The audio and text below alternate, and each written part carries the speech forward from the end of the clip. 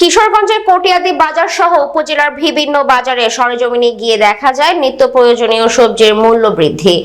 দিশেহারা ক্রেতারা কটিয়াদী বাজার সহ অন্যান্য বাজারে বিক্রি হচ্ছে কাঁচামরিচ কেজিতে 280 টাকা ধরে। মোহাম্মদ জজ মিয়ার পাঠানো তথ্য ভিডিও চিত্রে দেখুন বিস্তারিত। চলতি সপ্তাহের প্রথম 2 দিন মরিচের দাম কিছুটা কম থাকলেও গতকাল থেকে প্রতি কেজি কাঁচামরিচ 280 টাকায় বিক্রি হচ্ছে। ব্যবসায়ীরা জানান, বৃষ্টির পানিতে স্থানীয় সবজি চাষেরা মরিচ খেতে পানি জমায় মরিচ তুলতে পারেনি, এতে বাজারে সরবরাহ কমেছে। ব্যবসায়ীদের বিভিন্ন জেলা থেকে মরিচ সরবরাহ করতে হচ্ছে বিধায় মরিচের দাম বৃদ্ধি পেয়েছে। তারা আরও জানান, স্থানীয় চাষিদের উৎপাদিত মরিচের ঘাটতি দেখা দেয় গত সপ্তাহের চেয়ে এ সপ্তাহে কেজিতে 150 টাকা থেকে দাম বেড়ে 280 টাকা কেজিতে বিক্রি হচ্ছে এবং আলু 25 টাকা কেজি দরে বিক্রি হচ্ছে।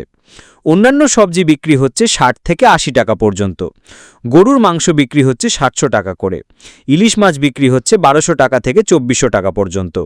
ক্রেতারা বলেন, বৃষ্টি হলেই এখন কাঁচামরিচের দাম বাড়ে, এক লাফেই দ্বিগুণ দাম বেড়েছে। দাম বাড়ার কারণে অল্প পরিমাণে মরিচ কিনতে হচ্ছে।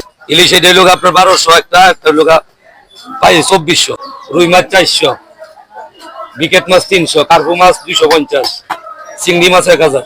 আগে 2700 টাকা দিয়ে আমরা বিক্রি করতাম। মাছের দাম বাজারে আজকে তুলনামূলক বেশি, অনেকটাই বেশি। চিংড়ি মাছ কিনলাম এখানে 1000 টাকা কেজি, যেটা অন্য সময় কিনা যাইতো 700-800 টাকা কেজি। মাছ তো অনেক দাম বোঝা যাচ্ছে, যে অনুযায়ী কিন্তু সেই অনুযায়ী যেমন আমি 30 টাকার মাছ নিতেছি, এখন আমরা 280 টাকা বিক্রি করতেছি।